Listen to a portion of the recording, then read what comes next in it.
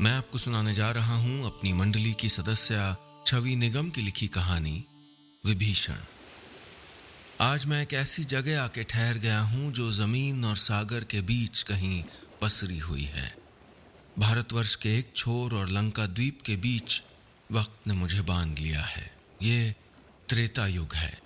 जल्द ही एक जंग छिड़ने वाली है यहाँ। अच्छाई और बुराई, धर्म और अधर्म, सही और गलत के बीच, राम और रावण के बीच एक भयानक युद्ध। और मैं एक गवाह बनकर दर्ज हो जाने वाला हूं। मेरे एक और दूर तक फैले सागर तट पर राम की सेना है। ये राम अयोध्या के महाराजा दशरथ और रानी कौशल्या के वही बेटे हैं जो राज सिंहासन छोड़कर वनवास कर रहे हैं। उनकी पत्नी सीता और छोटे बेटे लक्ष्मण भी उनके साथ ही अयोध्या छोड़ के आए थे। परंतु लंका के दुष्ट राजा रावण ने सीता का हरण कर लिया और इसका पता चलते ही गिने चुने वनवासियों की फौज लेकर राम ने रावण के खिलाफ बाकायदा लड़ाई की तैयारी शुरू कर दी। उनकी सेना छोटी है पर हर एक चेहरे पर जोश है, हर एक बाजू फड़क रही है और व्यभिचारी रावण के लिए गुस्सा हर दिल में धधक रहा है। राम के दिल में सीता की याद है और दिमाग में रावण का अंत करके धर्म को कायम करने का लक्ष्य। बीच में ठाठे मारता अरब सागर है। सागर की पहाड़ जैसी ऊंची लहरों के उस पार है सोने की लंका, रावण की नगरी, उसके पाप का साम्राज्य जिसकी हिफाजत लंकिनी जैसी खूंखार राक्षसी करती है। वहीं अंदर कहीं अशोक वाटिका में राम की पत्नी सीता कैद हैं, जिनका तेज अनाचारी रावण भेद नहीं पाता, जिनके दिल में केवल राम बसते हैं। होठों पर सिर्फ राम का नाम है और आंखों में उन्हीं का इंतजार। इन सब से दूर फिर कोई कुचक्र रचता रावण इस वक्त अपने विशाल महल में हीरे मोती रत्नों से जड़े सिंहासन पर अधलेटा सुरा और सुंदरी का आनंद उठा रहा है। घमंड में चूर वो माने बैठा है कि देर सबेर सीता उसके वश में आ ही जाएंगी और राम की सेना को तो उसके दैत्य दानव राक्षस सब मसल के रख देंगे। अपनी मूंछों पर ताव देते हुए वो मुस्कुराया तो उसके सभासद भी चापलूसी में ठहाके लगाने लगे। दोनों किनारों पर कितना अलग माहौल था, बिल्कुल उलट। एक तरफ सच्चाई खामोश थी और दूसरी तरफ पाप और झूठ का डंका बज रहा था। अचानक मेरी निगाहें उस शख्स पर टिक गईं जो लंका के परकोटे के बाहर अकेला एक चट्टान पर उदास बैठा हुआ था। उसे पहचान कर मैं चौंक पड़ा। ये तो विभीषण थे, रावण के छोटे भाई। ये यहां क्या कर रहे थे? रावण की लंका नगरी एक पूरा किला थी जहां कोई परिंदा भी पर नहीं मार सकता था। बाहर से दमकती सोने की लंका देखकर तीनों लोग दांतों तले उंगलियां दबाते थे। लेकिन सच्चाई ये थी कि ये वही शहर था जहां रावण के सिपह सालार जब लंका वासियों पर जुल्म ढाते तो उनकी चीख पुकार वहीं दब के रह जाती थी। हर अत्याचार के साथ रावण का अहंकार और बढ़ता चला जाता था। बेतरह आंसू थे, बेपनाह तकलीफें थीं। राक्षसों के राज्य के नीचे आम जनता, ऋषि मुनि, तपस्वी बुरी तरह कुचले जा रहे थे। लेकिन इन ज्यादतियों के खिलाफ राज दरबार में कोई सुनवाई नहीं थी। मायूस लंका वासियों की सांसें बस इसी उम्मीद पर चल रही थीं कि कभी न कभी कहीं न कहीं से कोई तारनहार आएगा जो उन्हें इस तानाशाही से आजादी दिलाएगा। लेकिन अब सब्र रखना मुश्किल होता जा रहा था। उनकी दर्द भरी पुकारों की शिद्दत बढ़ती जा रही थी और जिस इकलौते शख्स के दिल को ये रुदन, ये दर्द चोट पहुंचा रहे थे, वो यही विभीषण है। बदनसीबी से रावण के सबसे छोटे भाई। दूर से देखने में विभीषण बिल्कुल अपने भाई लंकाधिपति रावण जैसे ही दिखते थे। वही कदकाठी, वही रंग रूप और ताकतवर शख्सियत, कपड़ों का वही सलीका, एक सी चाल ढाल। लेकिन यहीं पर समानता खत्म हो जाती थी। विभीषण के चेहरे पर तेज था, सौम्यता थी, एक गांभीर्य था। वेद पुराण धर्म के बारे में जानकारी उनकी बातचीत में दिखती थी। अपने बाबा ऋषि पुलत्स्य और पिता ऋषि विश्रवा की छवि उनमें दिखाई पड़ती थी। नरमदिल विभीषण को रावण की ज्यादती बर्दाश्त नहीं होती थी और अक्सर वो उससे उलझ बैठते। हालांकि क्रूर और मतलबी रावण हमेशा अपने ही स्वार्थ की सोचता और उनकी सलाह को नजरअंदाज कर देता। ये इसलिए क्योंकि उस पर अपने पिता की नहीं, अपने नाना सोमाली और माता केकसी का ज्यादा असर पड़ा था। यही हाल उनकी बहन शूर्पनखा का भी था। क्रूरता, अंधकार, लोभ, लालच और बस अपनी मनमर्जी से अपने ही सुख के बारे में सोचना उसकी फितरत थी।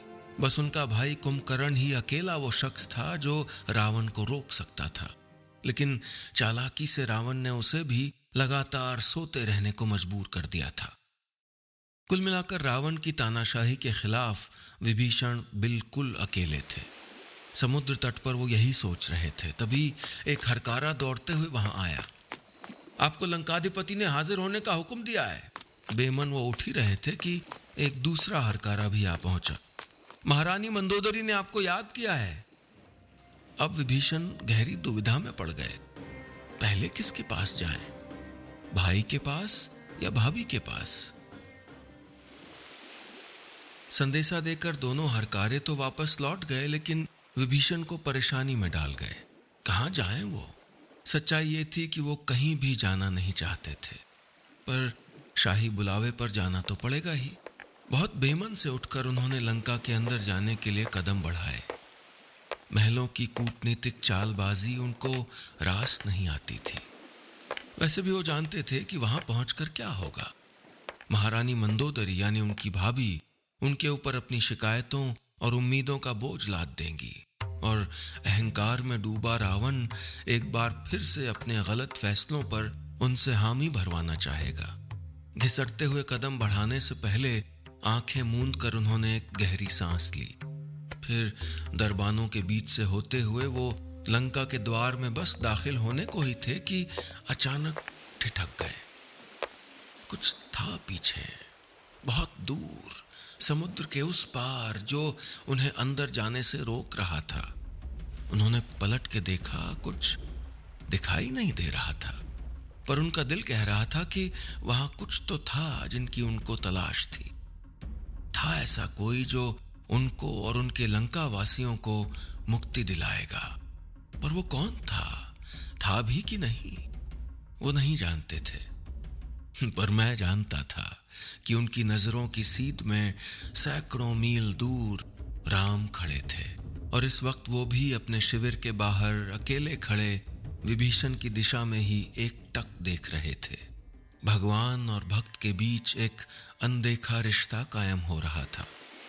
तभी द्वारपाल की बेचैनी से उनका ध्यान टूटा। रथ चालकों और अंगरक्षकों को मना करके वो अकेले ही चल दिए। चौड़े और खूबसूरत राजमार्ग पर टहलते हुए उनके कदम और धीमे होते जा रहे थे। जब घने पेड़ों और लताओं से ढकी एक पगडंडी नजर आई तो वो उसी में मुड़ गए और बेध्यानी में चलते चलते अशोक वाटिका पहुंच गए। जब देखा तो उनका दिल धक से रह गया। यहां वो कभी नहीं आना चाहते थे। ये तो वो जगह थी जो उनके लिए सबसे बड़ा दुख, नाराजगी और शर्मिंदगी लेकर आई थी। यहीं पर रावण ने एक स्त्री का जबरदस्ती हरण करके राक्षसियों के बीच उसे कैद कर रखा था।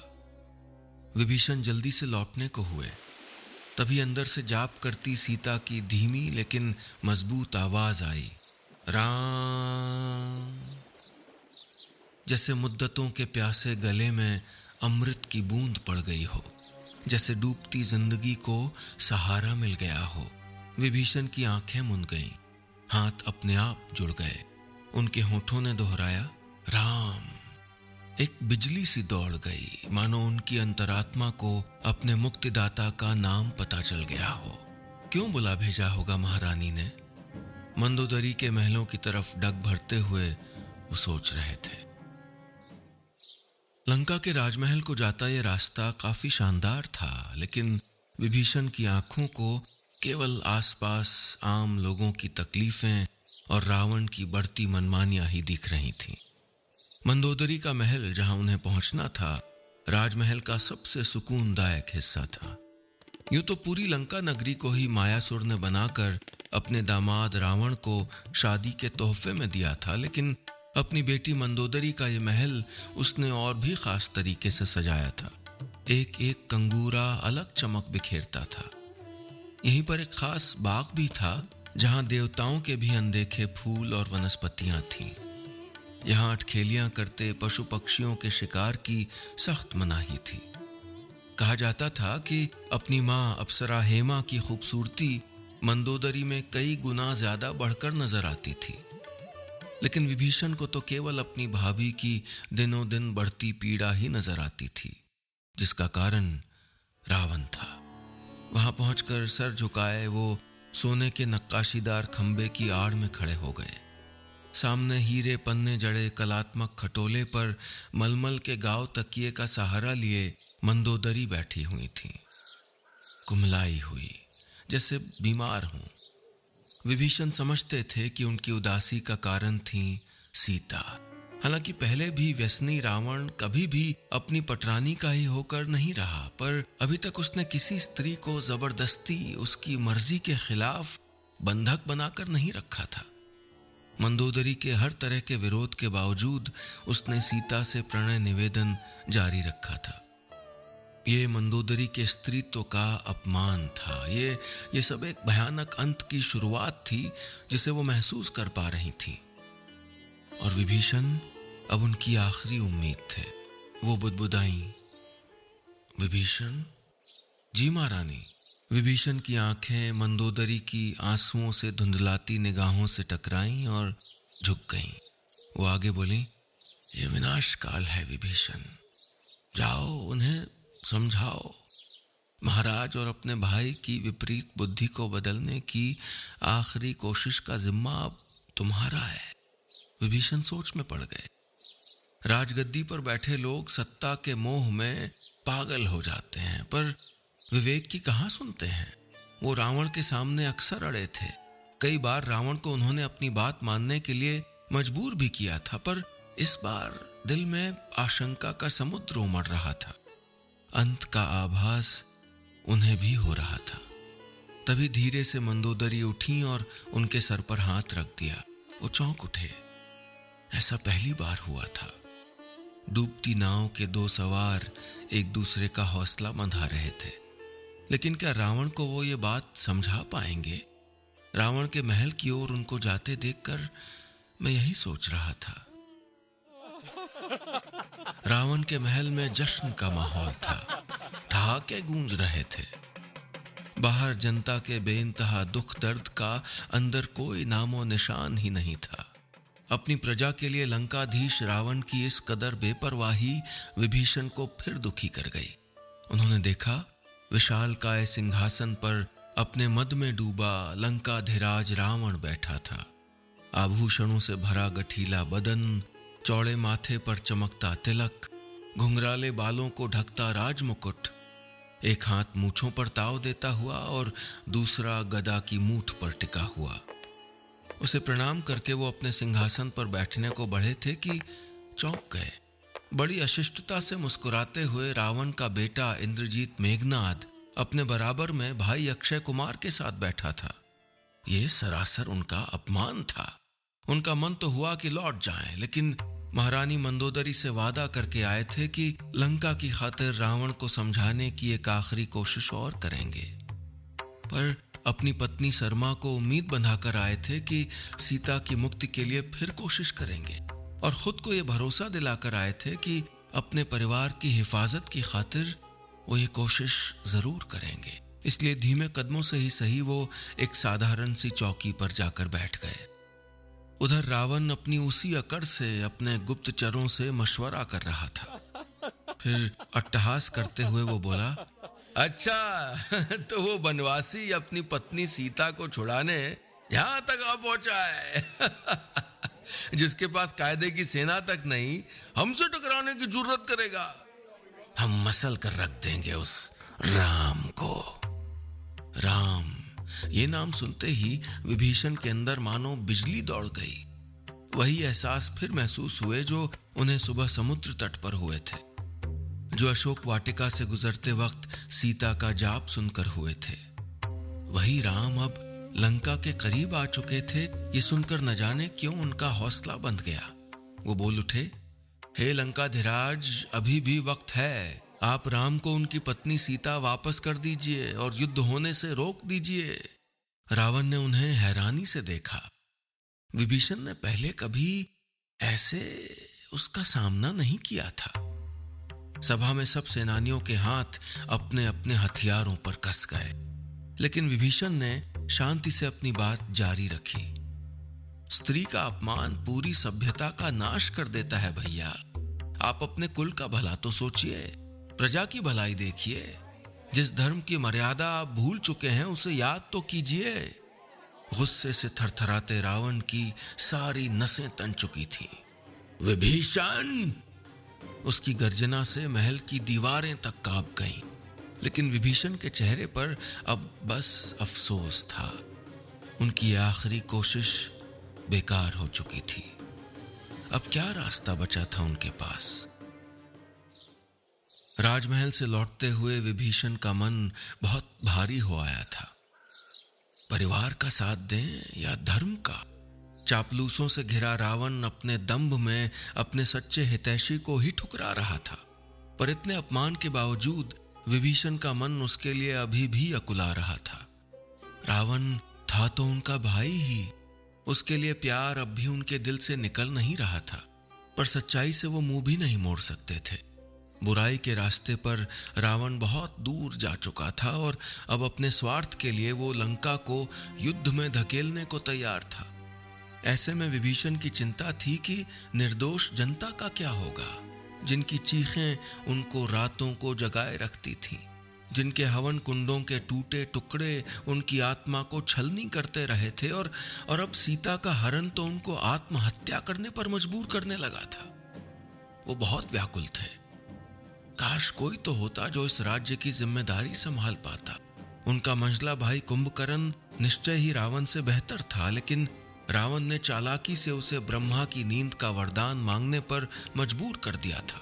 और उनकी बहन शूर्पणखा, जब से रावण ने उसी के पति विदुजिह्वा को मार डाला था, उसे तो सिर्फ विनाश ही भाता था।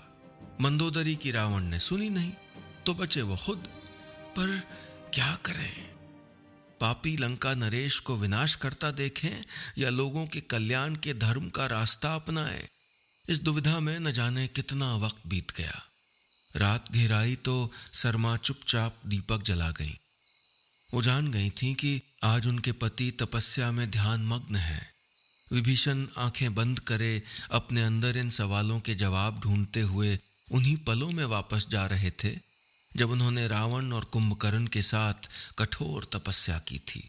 और जब ब्रह्मा आए तो जहां रावण ने ताकत और राजपाठ मांगा था, तो उन्होंने सिर्फ सच और धर्म का साथ देने की हिम्मत मांगी थी।